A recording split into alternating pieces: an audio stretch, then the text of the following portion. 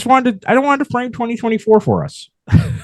This is what we're looking at. I mean, the Republican debate was so absurd. It's so absurd to have all these people gleefully talking about and getting hoots and hollers on the fact that climate, basically that's what they're doing. They're just spitting in everyone's face. They're just saying, I could say whatever I want and I could support It's really what it is. Yeah, You just said it. ExxonMobil. I could say anything I want. Anything I want, because at the end of the day, my dividends are going to return if I promote ExxonMobil and I keep them up. I know that the return on investment for myself is going to be worth it.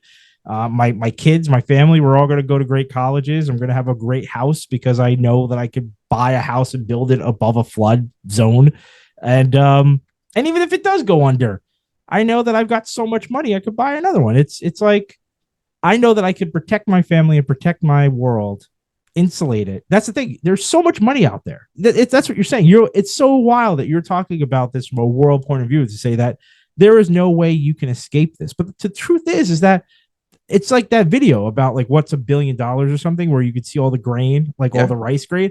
There's so much money that you can have under your own, for your own personal cushion, that people do not realize that you could protect yourself. You can literally he is a billionaire, yourself. Right? The guy. Which one? Vivek? This guy?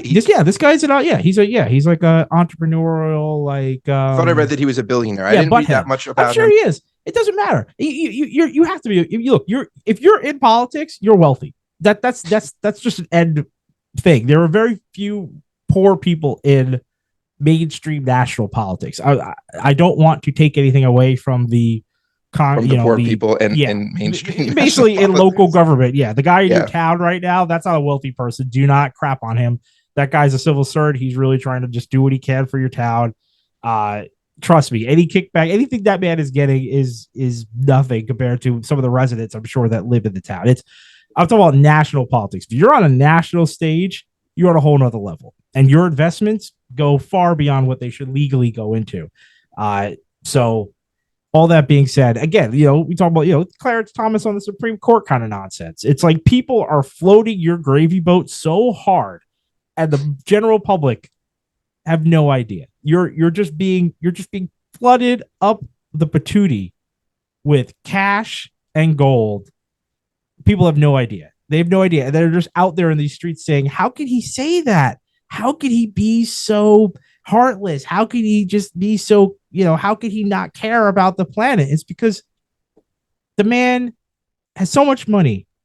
Because he doesn't care about the planet. He doesn't care about the planet. That's exactly what it is. He doesn't care. He doesn't care. And he doesn't have to care. It sounds crazy. It sounds sociopathic, but that's what it is. That's what it is. That's what it is. You look at other animals and you say, You look at other people and you say, no big deal.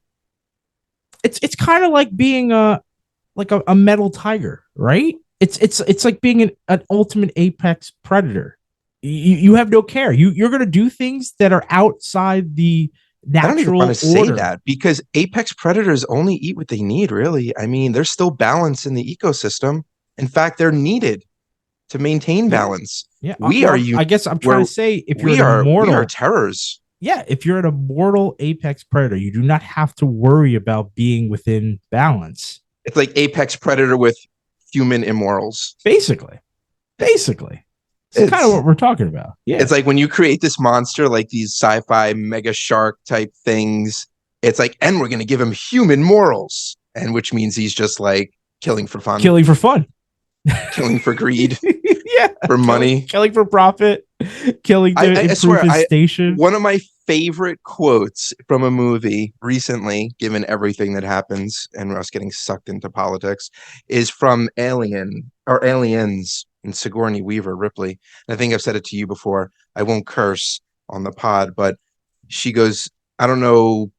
She's talking to oh God, what's his name? The guy from Mad About You, Paul Reiser. She's talking to Paul Reiser. He's the villain. And she goes, I don't know which, I'm paraphrasing, but loosely.